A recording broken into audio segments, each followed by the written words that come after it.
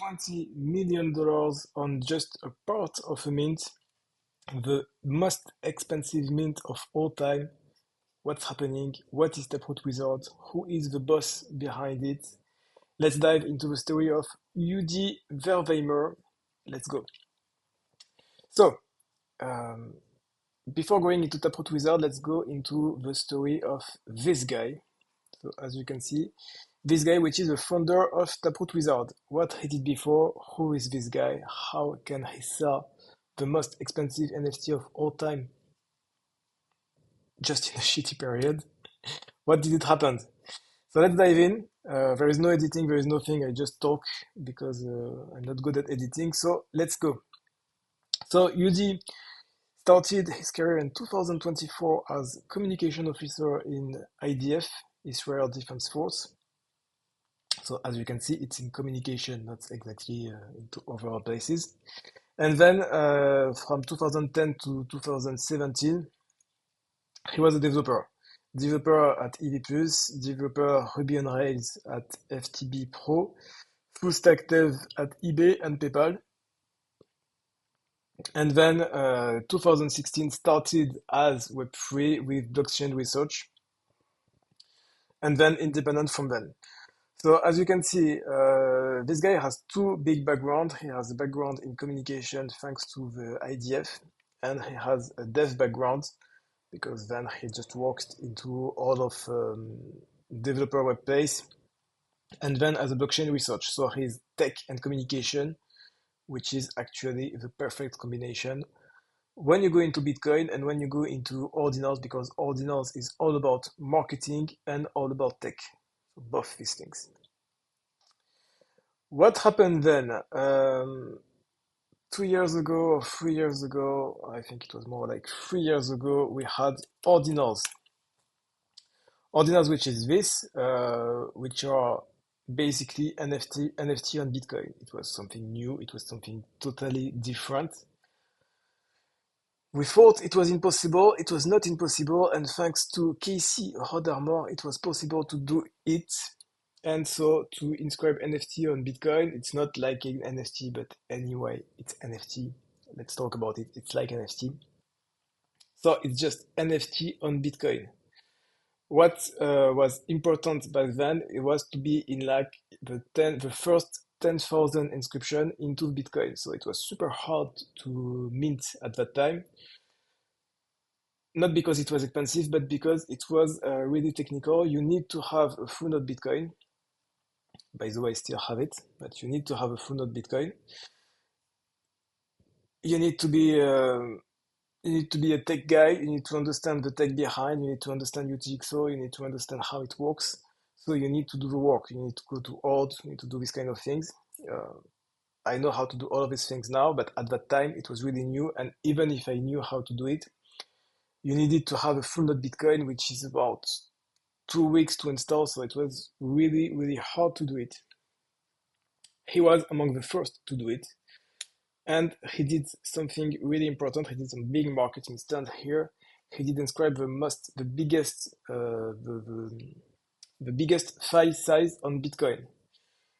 As you can see, if you look here, the file size here is 144 bytes, which is really low. He did 4 megabytes, which is super huge and which cost quite a lot, like I think few $1,000. It's nothing compared to his mint, but still, at the time it was huge. It was new. It was something that never happened before.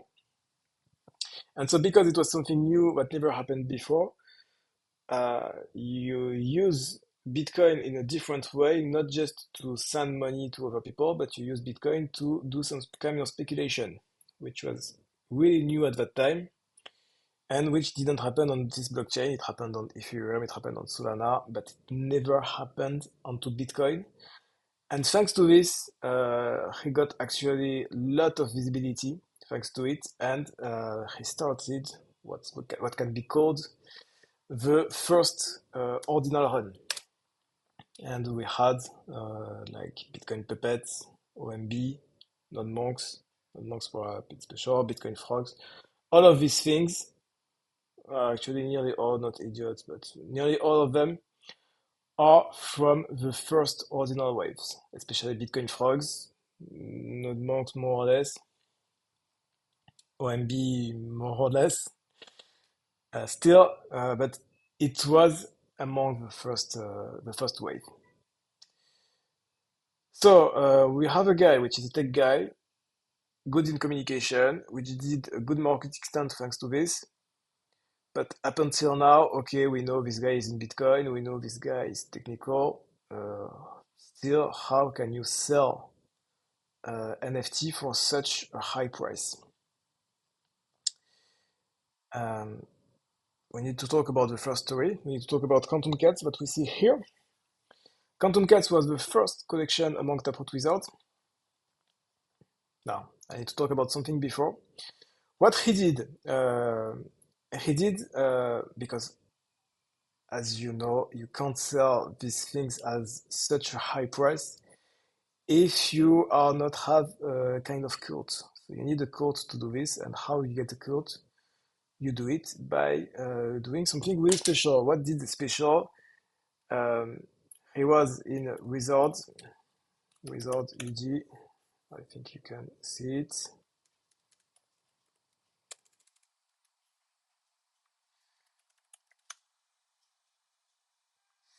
Yeah, it was like this.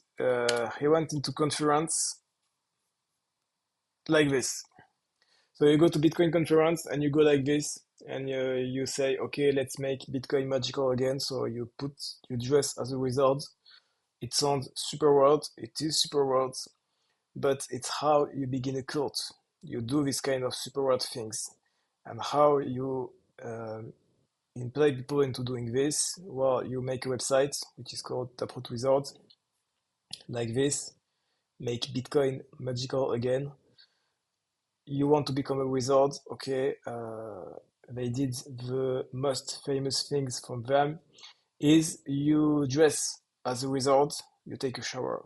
It sounds super stupid. It is super stupid, but it works to make a cult. It works to build a cult. It works for these kind of things. So it was unique. It was new. It was the beginning of a cult, and so people made videos where they took showers as a wizard. Super world, but it's how you build your community.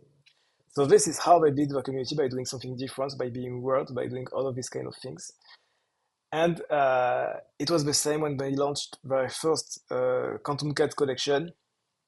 You wanted whitelist, you needed to do some super weird things. I think it was going, I know what it was. It was going into the street and asking people, did you find my cats? With the image of the Quantum Cats that you can see here, which was really stupid and which works really great. So this is how they sold their first NFT collection, which was at that time also super expensive, 0.1 Bitcoin, thanks just for this. So really, really super expensive also. People was a bit skeptical. Will it mint out? Is it a good collection? Well, it turned out that at the beginning, price went up a lot, up to 0.16 at the first night and up to 0.3 2 days after. So it went super great, and it established some trust thanks to this. For sure, we don't know if people buy it, sell it, how did it work back then, but still was a super success, was much easier at that time because ordinals were much more trending at that time, but still it did work super great. It was an awesome launch. They did something huge. What they did, what was the narrative behind it, why Quantum Cats? It's because they want to back at OP-Cat again into the Bitcoin code. Bitcoin OP-Cat, for most people, they don't really care. It's like putting smart contract into Bitcoin. It's an unactivated features onto Bitcoin. Um, Personal opinion, I don't think it will be inactivate soon, but the mission of Quantum Cats is to activate OP-Cat to do some like smart contract on Bitcoin and these kind of things. I don't think it will happen anytime soon. Okay, so this is how you first build a cult. Then you do all of this kind of NFT events, ordinals events, all of these things all over the world, and you always do the same. You dress as a wizard, you do showers. Same, it sounds super weird, it's like super weird, but it works to create a cult. You need to create a cult to do this. And what we saw all day long on Twitter, UD is super active on Twitter. You can see it actually all day long, doing all kind of things,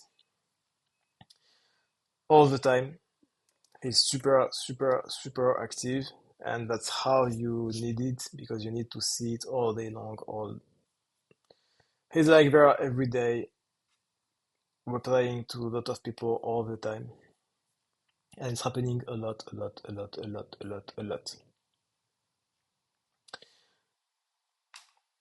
They have some feeders for sure, so they even did some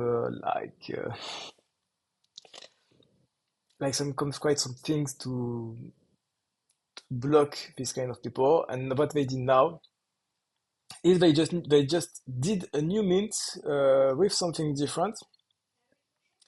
If you wanted to mint this one, you need to have two quantum cats, not just one, but two quantum cats, one alive and one dead, which is actually the two states, as you can see here, alive and dead. You need to have two of quantum cats, and you need to block them onto the wallet during like 2 or 3 weeks. Super clever, because if it's blocked, you can sell it. Before the mint, you can sell it. After the mint, you can sell it because it's still blocked. And even thanks to this, you still need to pay 0.1 Bitcoin to get the Taproot Wizard, which is super expensive. If you don't have cats, you need to make back into this kind of rat things. So you need to go into the whitelist thing, doing, I don't have enough money to buy a wizard. I need to do some funny video to buy a wizard.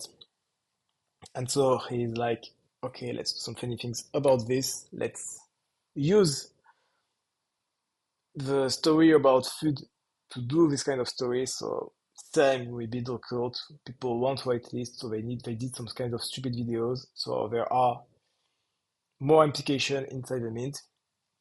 And they did mint yesterday. 1,500 mint out of 1,700, which is not done yet because today there is the auction. And still, super clever way.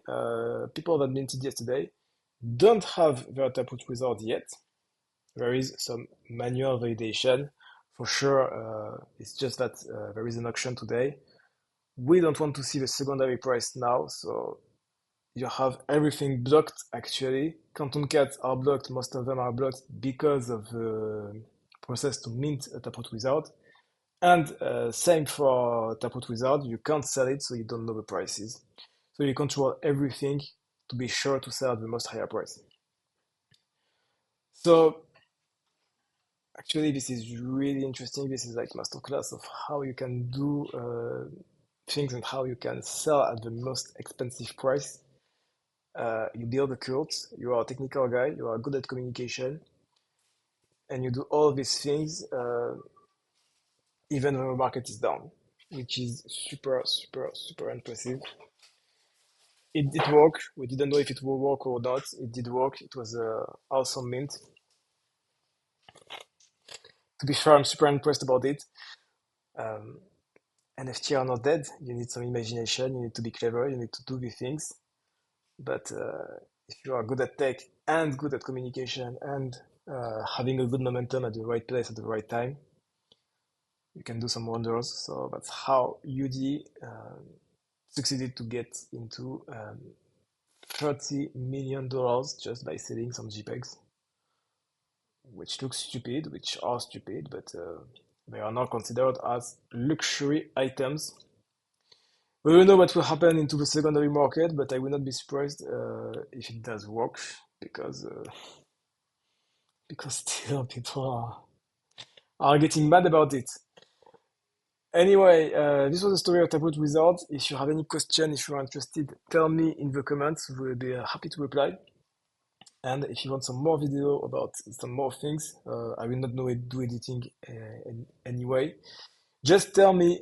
Hope you enjoyed the video. Until then, see you next for a new video. Until then, have fun. Take care. Bye bye.